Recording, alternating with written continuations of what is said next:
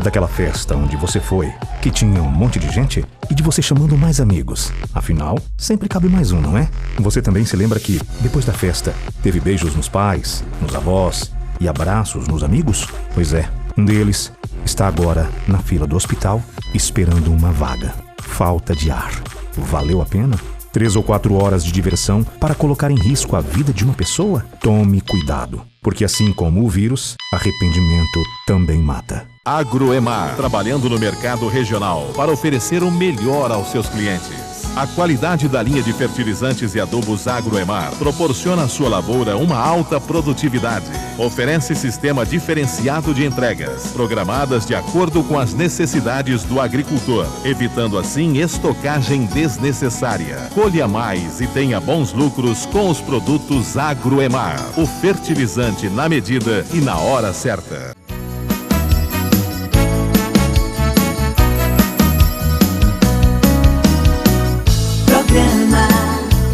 César Caparelli.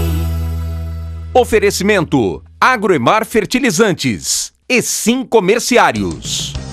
O nosso programa Encontro Marcado está no ar mais uma vez nessa semana e trazendo a participação da Jaqueline Litkanov. Muito prazer em ter você aqui de novo, Jaque. Tudo bem? Tudo bem. Olá para todo mundo. Um prazer estar aqui com vocês. Todo nosso, com certeza. Lembrando que o nosso programa está no ar toda terça, quarta, sexta e domingo, 21h30. Terça-feira de forma inédita, quarta, sexta e domingo, as reprises. A Jaqueline traz uma notícia aí do governo americano, mais especificamente do presidente Joe Biden, com relação às vacinas genéricas, né, Jaque? O que está acontecendo aí? Isso. Olha só, pessoal. O presidente norte-americano, né, estadunidense, está sofrendo uma pressão muito grande em relação às vacinas genéricas, né, de combate ao Covid, para que essas vacinas possam chegar até outros países de baixa renda, países mais pobres, né? E essa pressão está vindo especialmente de um ex-governador democrata, que é o Howard Dean, né? Que inclusive ele era um defensor de pautas progressistas, mas mudou seu discurso totalmente e vem tentando convencer o Biden a rejeitar uma renúncia de propriedade intelectual, né? E diante dessa renúncia, que visaria atender as necessidades dos países de baixa renda para que pudessem obter um custo mais acessível às vacinas contra o Covid, então, existe, né, um pequeno número de empresas que detêm essas fórmulas, limitando muito a distribuição em muitas partes do mundo. E segundo Howard, as proteções de propriedade intelectual não seriam a causa desses atrasos na vacinação.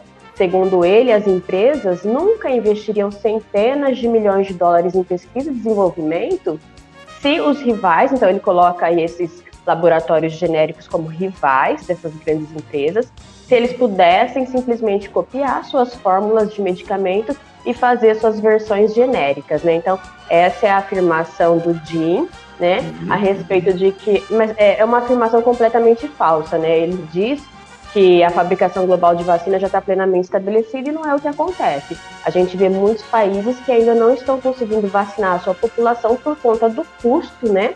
É uma demanda muito grande, um custo muito alto e não há condições dessa vacinação. Empresas estrangeiras já fizeram filas para oferecer fábricas de insumos farmacêuticos para a produção de vacinas, mas elas foram forçadas a longas negociações, né, sobre os termos estabelecidos pelos donos da propriedade intelectual. E aí a renúncia, no entanto, permitiria a esses fabricantes de medicamentos genéricos começar a copiar a vacina rapidamente e vender para estes países, né? A alegação dele seria porque é um produto muito caro, Jaqueline, no momento? Seria por conta do custo? Não, a verdade é que esse ex-governador, né, ele virou um lobista, não declaradamente, mas ele virou um lobista. Então, ele entrou aí para esse mercado corporativo, então ele está defendendo um discurso para defender as grandes empresas. Então, é somente um discurso em defesa dos lucros dessas grandes empresas, inclusive a Pfizer, a Moderna e a Johnson & Johnson, já sinalizaram que vai haver um aumento e já sinalizaram também que, em caso de algum laboratório desenvolver a vacina sem a autorização deles, né, uma cópia da vacina para distribuir entre estes países, porque a Índia se propôs a produzir e distribuir para os países de baixa renda. Então, eles já sinalizaram que eles vão impor sanções sérias para esses países que começarem a produzir as vacinas sem a sua expressa permissão. Então, olha, César, é bem complicado, né? Porque eu acho que tudo bem, né? A propriedade intelectual é algo que deve ser respeitado, mas diante de uma situação tão séria, né? Uma pandemia que está avassalando o mundo inteiro, você colocar questões financeiras à frente da possibilidade de vacinar toda a população mundial, especialmente nos países mais carentes, isso é uma coisa inadmissível. Vamos torcer para que essa permissão seja feita o mais rápido possível e que os países com maior poderio econômico possam ajudar os países com menor poder econômico, sem dúvida nenhuma. Como você disse aí, Jaqueline, a pandemia de doença, né, tem que ser pensada na população e não só na questão econômica, né, no poder que cada país tem. Mas, enfim, vamos aguardar aí a questão dos Estados Unidos com relação a essa possibilidade de trazer vacinas para outros países. Outra questão também é com relação aos agrotóxicos, né, Jaqueline? O risco dos agrotóxicos que matou 100 mil pessoas. Isso, então a Syngenta sabia dos riscos de agrotóxicos e desse agrotóxico em especial, que é o paraquat, que matou mais de 100 mil pessoas, mas ela preferiu lucrar. Então, um ex-cientista, né, um cientista ali júnior da Syngenta, diz que ele avisou seus superiores, porque ele foi colocado lá na empresa para liderar uma equipe que trabalharia para reduzir justamente os riscos à saúde provocados pelos produtos da ICI, né, que é a Imperial Chemical Industries. Então, essa empresa o contratou e, diante das investigações para que ele pudesse desenvolver alguma coisa que pudesse auxiliar a questão dos riscos provocados pelo paraquat, e aí ele começou a fazer alguns levantamentos dentro da empresa e encontrou um caderninho de anotações que era do Michael Rose. Esse era um cientista sênior, né, anterior a ele. E nesse caderninho ele pôde verificar, fazendo algumas comparações, que o nível de um produto, esse produto que é chamado de PP796, esse produto que deve ser inserido no paraquat, é um produto que induz o vômito, né? Esse produto deveria ser 10 vezes maior o nível do que ele foi adicionado, do que ele realmente foi adicionado, e a Syngenta simplesmente não fez isso, ignorou, né? E colocou ali um nível menor por conta de custo. O que é o paraquat? Você falou umas 3 vezes aí, eu não sei o que é paraquat, o que significa isso? Olha, é um pesticida, né? É um produto que mata ervas daninhas muito rapidamente, né? Tá. Então, quando ele foi descoberto, ele foi muito celebrado como um avanço significativo. Foi vendido milhares de toneladas, né? O problema é que esse químico que mata essas plantas, essas ervas daninhas, também é extremamente tóxico para o ser humano e ele não tem antídoto, né? Então, milhares de pessoas foram vítimas de envenenamento por paraquat, ou por suicídio, ou por homicídio, ou mesmo por ingestão acidental, inclusive crianças, né? E por não ter um antídoto, por ser algo tão letal, né? Precisaria que o produto chamado PP796 fosse introduzido no paraquat para que ele pudesse induzir ao vômito em caso de ingestão. Só que a quantidade que deveria ser introduzida é muito maior do que o que realmente foi introduzido por questão financeira, né? Tem outras versões mais seguras que foram desenvolvidas, mas não chegaram ao mercado, e justamente porque poderia destruir a base de lucro do paraquat. Jaqueline, tudo azul por enquanto. Aliás, nós não combinamos a roupa, mas deu certo hoje, né? Deu certo. Parzinho de vasos aqui, parzinho de vasos azuis. E vamos falar de uma parte azul do nosso planeta? Bora lá. Era isso que você ia falar, né? Exatamente, bora.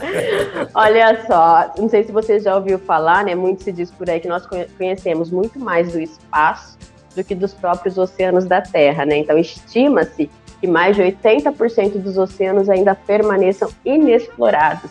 Isso porque é uma área muito extensa, né? Afinal, aproximadamente 71% da nossa superfície é coberta por água, e também porque nós ainda não desenvolvemos tecnologia suficiente, né, capaz de enfrentar as altas pressões, como, por exemplo, a 11 quilômetros de profundidade, né, como existem em alguns lugares dos nossos oceanos. né? E desse pouco explorado, o que a gente conhece do nosso fundo do mar, né? Nos últimos anos, César, olha, nós temos descoberto incríveis espécies de vida marinha nos lugares mais remotos do oceano e uma grande variedade de formas de vida microbiana também, né? Então, o que se sabe é que os nossos oceanos, eles são os responsáveis por absorver cerca de 90%, olha só, é muita coisa, 90% do calor que o nosso planeta retém do Sol. Eles possuem dinâmicas de correntes responsáveis pela distribuição dessas correntes frias e quentes pelo mundo. Então, é o oceano quem absorve. Imagina o papel, a importância do papel. Não fosse, os oceanos seria inabitável, né? Porque 90% mais calor do que a gente já tem aqui seria inóspito para o ser humano. Muito quente, né? Aliás, as temperaturas têm variado muito, né? Em todo o nosso planeta. A gente tem visto aí temperatura. A nossa semana aqui, por exemplo, foi uma semana gelada e diferenciada, porque não estamos no período de frio ainda, né? Não seria agora, né? Exatamente, né? E isso também se deve ao aquecimento global. César, eu ia falar para você colocar para a gente, o pessoal de casa ver, uma imagem aí das correntes marítimas, né? Então, se aqui na superfície o deslocamento de massa de ar dá origem ao vento, as correntes marinhas são o constante movimento da água do oceano. E elas possuem uma complexa dinâmica que possui nome, trajeto, temperatura e até mesmo níveis de salinidade, né? Então é como se fosse um nosso mapa dessas correntes. E aí, durante o percurso, elas transportam calor e também espalham sedimentos pelas águas. E é graças a essa dinâmica que os mares de todo mundo se conectam, né? E formam um oceano global aí.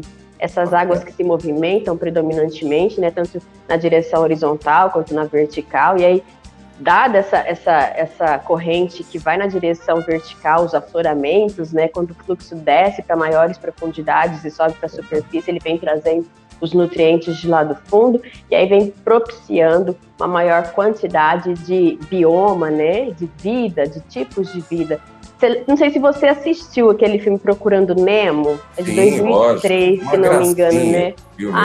Meu menininho adora, né? Muito Aparece legal. um grupo de tartarugas, né, pegando carona com uma correnteza, e isso não é mera invenção cinematográfica, não, realmente é a chamada corrente leste australiano, né? Então, assim como parte terrestre, aqui no solo firme, tem uma grande complexidade dinâmica, né, geológica, no fundo do mar também. Então, no fundo do mar tem ilhas, vulcões extintos e ativos, cadeias de montanhas, fossas oceânicas, enfim. O mar profundo apresenta o maior bioma do nosso planeta. Olha, Jaque, e se do pouco que a gente explora, eu vou deixar você completar, mas se do pouco que a gente explora, os culpados também de ameaça aos oceanos, né? Você falou que a gente não conhece os oceanos. O tanto que a gente pouco explora, ou pouco que a gente explora, é o tanto que a gente prejudica também, não só os oceanos, mas também as vidas marinhas, né? Nós somos responsáveis também por quantidade de lixo que produzimos e lançamos ao mar, e tudo que a gente faz de errado aí para... A ação humana impacta demais, direto e indiretamente, né? E também pensando no aquecimento global, que é responsável pela morte em massa dos corais por todo mundo, que esses corais acabam aí resguardando tanta variedade de vida, né? Aí eu ia colocar também, César, a imagem aí da trincheira do Oceano Atlântico, né? Uma imagem muito bacana, só para mostrar que essa fossa de Porto Rico é um dos lugares mais profundos do planeta. Ela atinge mais de 8 quilômetros de profundidade. Aí só para a gente comparar, se a gente pensar no Monte Everest, ele tem um pouco mais de 8 quilômetros de altitude, e essa fossa seria um Monte Everest às avessas. Então, enfim, muita coisa ainda para a gente descobrir, para a gente explorar, tanta biodiversidade, espécies, né, tubarões diversos que foram encontrados aí em Porto Rico. E o que a gente precisa fazer é explorar, conhecer, mas preservar acima de tudo, né, para que a gente possa, então, ter um pingo de noção de tudo que tem ali, que ainda nós desconhecemos, simplesmente nós nem conhecemos, e ainda há o risco de que a gente possa extinguir alguma coisa, alguma espécie assim importante, sem antes mesmo ter conhecido. Você gosta do mar? Você gosta de águas, Jaqueline? Eu gosto muito. Eu acho que eu fico em dúvida se me encanto mais com o fundo do mar ou com o espaço. Legal. Olha, bom ter você aqui mais uma vez. Quer fazer um Momento Maguila, hein? Sessão abraços? Abraço para todo mundo que está assistindo a gente, tá? Para todo mundo, beleza, em especial. Tá, joia. E eu Beijão agradeço. Você. E até a próxima semana, se Deus quiser, com mais informações, mais dicas da nossa convidada especial, a Jaqueline Littcanov. Até mais, Jaque. Obrigada, até. Valeu, até. Boa semana. Programa César Caparelli. Olá pessoal, tudo bem? Eu sou Antônio Ked, sommelier da Van Troar, Escola de Vinhos, Harmonização e Empório. É um prazer estar aqui falando com vocês, principalmente em razão do nosso amigo César Caparelli, participar desse programa magnífico. E hoje eu estou aqui direto do nosso empório para falar um pouquinho para vocês de uma uva que é muito celebrada, principalmente aqui no nosso país, uma uva que eu até já falei alguma coisa para vocês a respeito, mas nós estamos agora na semana dela, que é a uva Malbec. Dia 17 de abril nós celebramos o Dia Mundial da Uva Malbec. Então eu quero falar um pouquinho para vocês de algumas peculiaridades dessa uva. A Malbec é uma uva que nasceu especificamente no sudoeste da França, próximo a Bordeaux, onde ela tem uma denominação própria, ali ela é conhecida como Côte, a região é denominada Cahors, né? Só que ela veio encontrar o seu terroir adequado, ou seja, o seu clima, o seu solo, as suas condições naturais adequadas na nossa vizinha Argentina. Então, quem é que não, quando se fala em vinho argentino, quem é que não pensa em Malbec? Malbec é uma uva bastante versátil, ela pode dar vinhos com aromas frutados, frutas vermelhas, mais frescas, muito aroma floral. Só que por conta dessa versatilidade e dependendo também do seu tempo de envelhecimento, ela pode adquirir uma conotação, alguns aromas e alguns aspectos um tanto quanto diferentes. Então, se você pegar um Malbec com mais tempo de guarda, ele vai sair um pouquinho daquele floral, até daquela fruta mais fresca, e vai chegar um pouco mais em frutas secas e alguns outros aromas um pouco mais complexos, até um pouco de chocolate, um pouco de especiarias. Na boca, a Malbec ela é uma uva também muito boa, faz vinhos excelentes, pode ser vinhos desde corpo médio até vinhos bastante encorpados, para você, por exemplo, harmonizar com o seu churrasco, com aquela carne mais gordurosa, ou até com uma massa com molho mais denso. Eu estou aqui para mostrar para vocês alguns exemplares de Malbec que nós temos aqui no nosso empório, né? Esse Gran Bodega, que é um vinho mais simples, mais floralzinho, mais frutado, fruta fresca. Partindo depois para o Zion, que é um vinho um pouco mais complexo, que tem um pouco mais de pegada, um pouco mais de corpo, um corpo médio. E aqui nós já começamos a experimentar vinhos bem mais estruturados, com uma complexidade maior, tanto olfativa quanto gustativa. Nós estamos aqui com o Cocodrilo, que é excelente, da vinha Cocos. E por fim, gente, esse ícone, que é o DV Catena, da vinícola Catena Zapata. É um corte de Malbec, duas parcelas de solo diferentes de Malbec. Excelente vinho, para quem não conhece, vale a pena. É isso que eu tinha para falar para vocês hoje, espero que vocês tenham gostado. Até a próxima, um grande beijo a todos. Programa César Caparelli. Olá, eu sou o Dr. Fernando, diretor clínico da nossa querida Oral Sem Implantes, e hoje estou gravando esse vídeo por um motivo muito especial. Hoje eu quero falar com você que vem sofrendo com a falta de dentes ou com o uso de uma ponte móvel ou uma dentadura. Há quanto tempo você vem sofrendo com a falta de dentes? Você já deixou de comer algo que gosta por causa da falta desses dentes ou uso de alguma prótese? Você sabia que é muito simples de resolver o seu problema? Hoje, os implantes dentários são a melhor opção para quem quer recuperar a sua qualidade de vida, segurança e conforto na mastigação. Não deixe que a falta de dentes lhe tire os prazeres da vida. Deixe aqui nos comentários o que você gostaria de voltar a comer sem medo. Agende agora mesmo a sua avaliação e descubra como é fácil e simples voltar a sorrir. Um grande abraço e eu espero por vocês.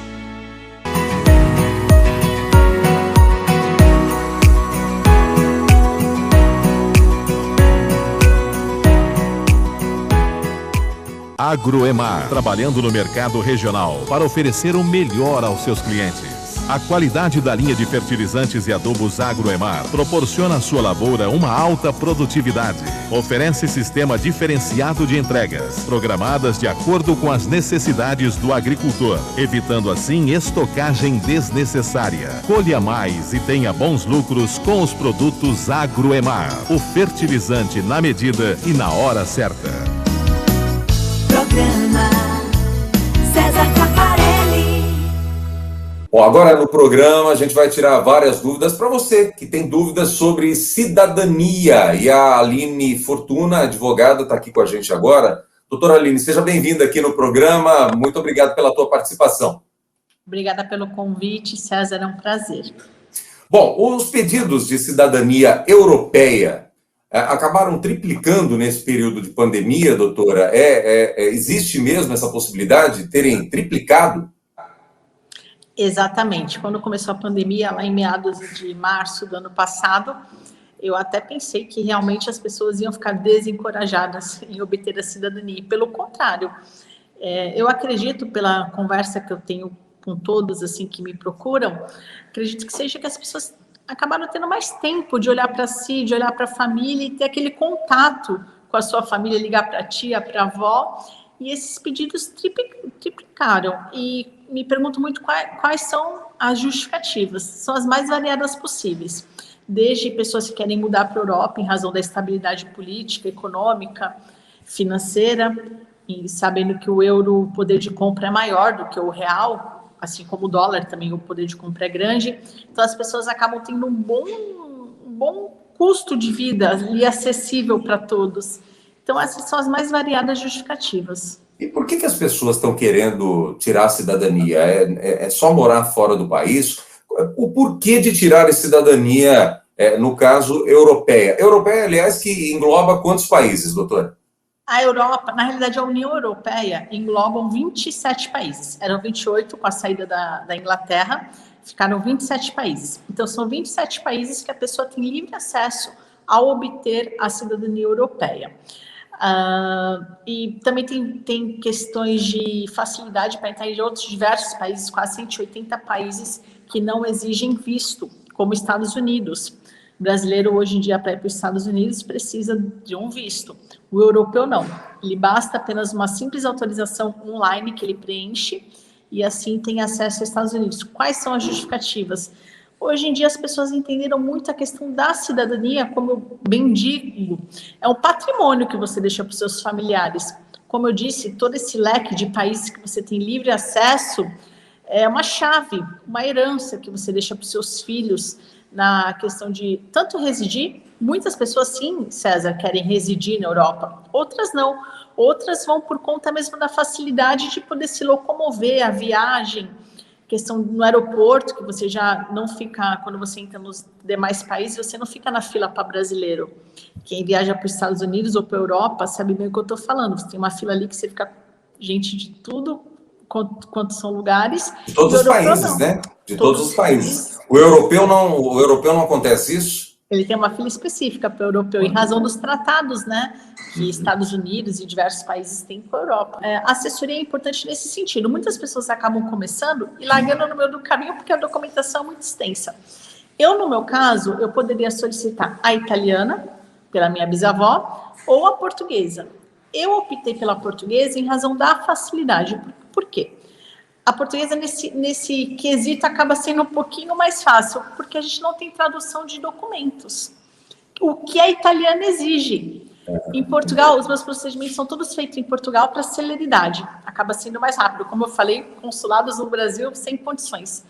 A italiana, todas têm vantagens. A italiana, por exemplo, por mais que você tenha um custo de tradução, de documentação, você pode incluir até 10 requerentes no mesmo procedimento. Então, fica bem acessível para todo mundo. Só que a italiana, diferente da portuguesa, a gente entra com uma ação judicial na Itália. Então, a portuguesa acaba sendo um pouco mais simplificada, porque nós somos apesar de muitos imigrantes italianos no Brasil, mas Portugal e Brasil, nós somos co-irmãos, né? Então, a facilidade é um pouco maior. O tempo de espera reflete no aumento de pedidos. Você dá entrada hoje e vai tirar sua cidadania lá em 2024, só até 2034, né? Desculpa. Meu Deus, tudo isso? São 13 anos. Matemática Caramba. que passou longe, mas... Não tem então você problema. dá a entrada hoje e não sabe nem se você vai desfrutar dos benefícios da cidadania. Nós temos uma facilidade para isso. O que acontece? A lei italiana exige que qualquer descendente que requeira sua cidadania a obtenha no prazo de 2 anos. O Brasil é campeão em solicitação de cidadania. E o Brasil não cumpre a lei italiana. Então, a gente entra com o procedimento via judicial na Itália, em que esse prazo de 2 anos é cumprido. Então, acaba sendo mais fácil, porque você ficar anos aí na fila do consulado, e agora com a questão da pandemia, pode ter certeza que vai aumentar mais essa espera, que muitos procedimentos foram adiados aqui no Brasil. Mas mesmo você falou da pandemia aí, né? Mesmo nesse período da pandemia, os procedimentos não pararam e estão todos em andamento, é isso? Não, porque eu não faço pelo Brasil, eu faço tudo pela Europa. Então, mesmo na pandemia, tive muitos procedimentos concedidos, trabalhos funcionando. A quem tem medo, como eu te expliquei no começo, hoje em dia, em razão, já era bastante para as pessoas que eram muito ligadas à internet. E hoje em dia, depois da pandemia também, a gente faz muito videochamada para quem precisar, não puder. Porque aqui, César, às vezes não dá tempo de eu dirimir todas as dúvidas. Então, eu sempre deixo à disposição, até para quem quiser entrar no Instagram, Minha Cidadania Europeia, quiser fazer pergunta, fico disponível para perguntar. Como é que é o Instagram? Repete, por favor, Aline. Minha Cidadania Europeia. Através do Instagram, no direct, você responde as perguntas, as dúvidas das pessoas. Aline, eu te perguntei agora há pouco, eu sei que é muita coisa, né? Mas assim, o básico, quem quer começar a tirar a cidadania europeia.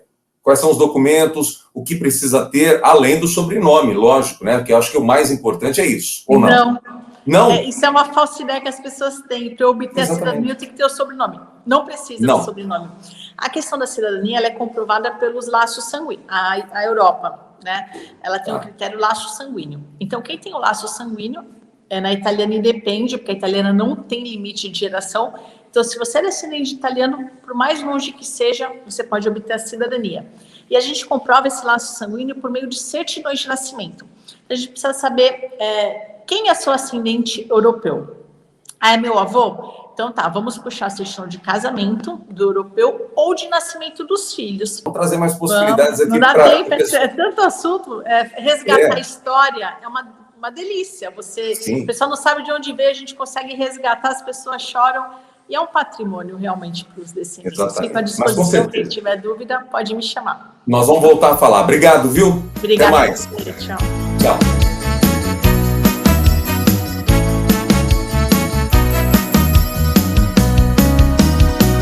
Programa César Caparelli. Oferecimento Agroemar Fertilizantes e Sim Comerciários. Lembra daquela festa onde você foi, que tinha um monte de gente e de você chamando mais amigos? Afinal, sempre cabe mais um, não é? Você também se lembra que, depois da festa, teve beijos nos pais, nos avós e abraços nos amigos? Pois é, um deles está agora na fila do hospital esperando uma vaga. Falta de ar. Valeu a pena? 3 ou 4 horas de diversão para colocar em risco a vida de uma pessoa? Tome cuidado, porque assim como o vírus, arrependimento também mata.